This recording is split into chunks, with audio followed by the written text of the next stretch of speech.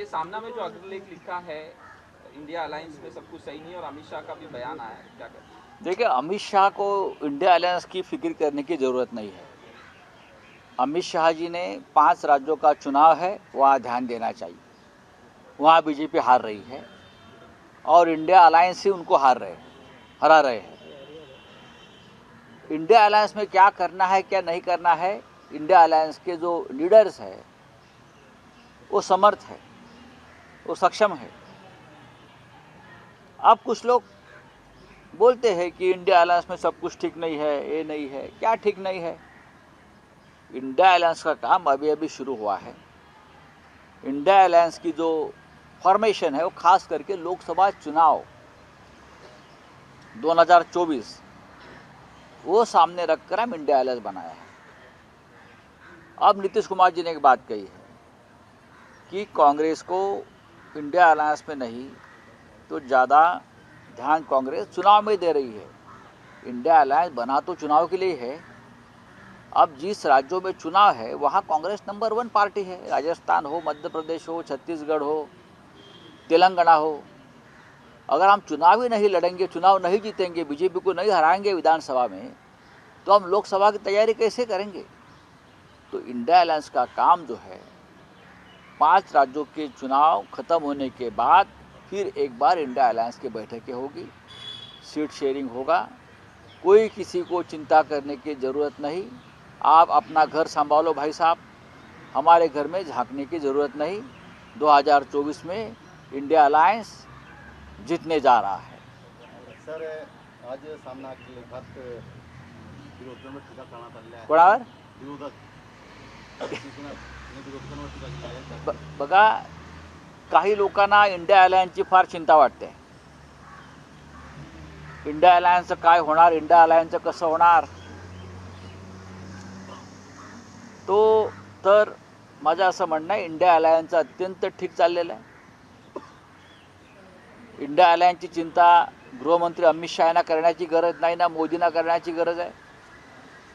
नीतीश कुमार जी को आँख मिचौली करने की ज़रूरत नहीं है. नीतीश कुमार जी इंडिया अलायन्स के प्रमुख स्तंभ है.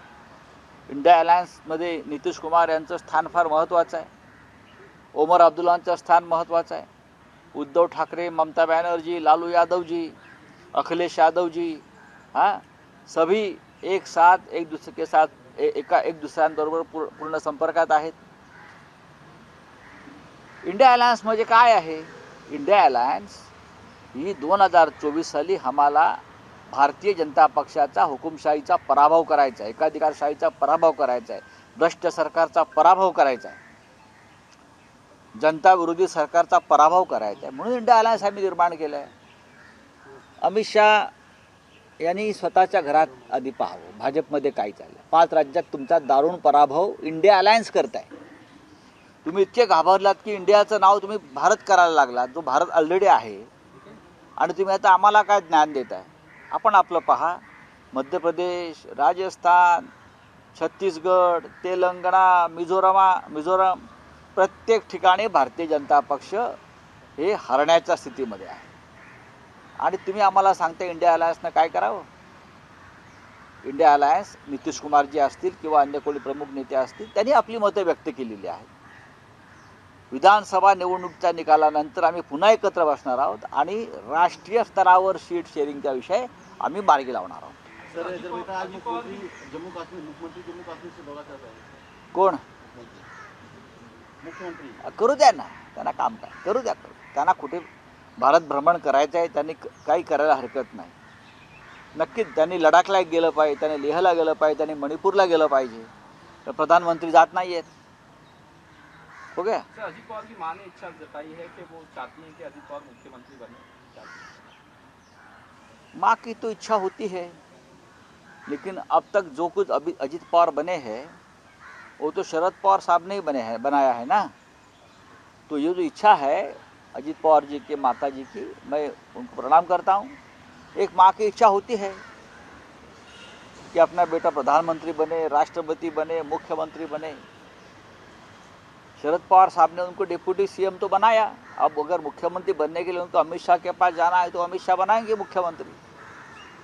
तर निवडणूक सुरू आहे. सर, ग्रामपंचायत निवडणुकांचे कल आहेत ते सध्या हाती आहेत. 330 ग्रामपंचायत निवडणुकांमध्ये महायुती आघाडीवर आहे असं दिसतंय. बघा, ग्रामपंचायत निवडणुका या कोणत्याही चिन्हावर लढवल्या जात नाहीत, हे सगळ्यांना माहिती आहे.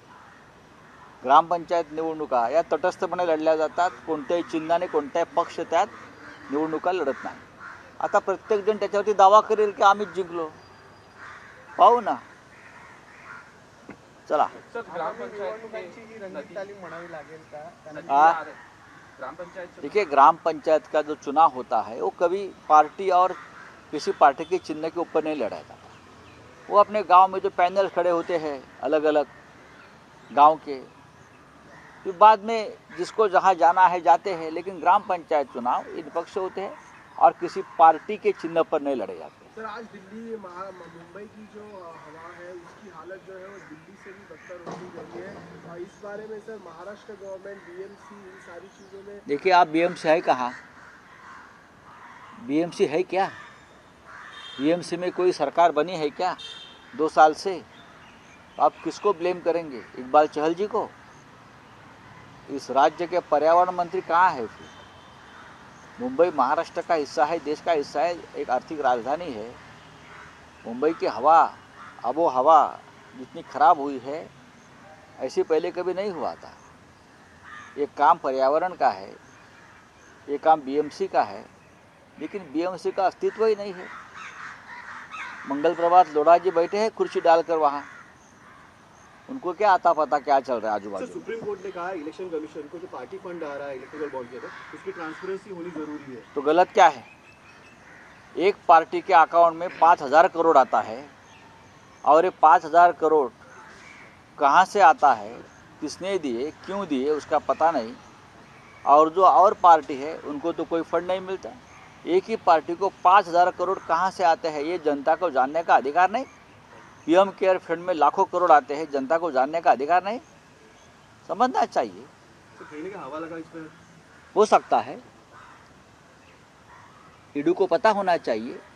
ईडी 5,000 रुपये का इन्वेस्टिगेशन करने के लिए घर में जाते हैं भाजपा के अपोजिशन के लोगों के पास, तो 5,000 करोड़ कहाँ से आए वो ईडी को समझना चाहिए ना. जाइए देख लीजिए, बीजेपी का अकाउंट खंगाल लीजिए. लोकशाही मराठी ऐका, पहा, जागरूक रहा.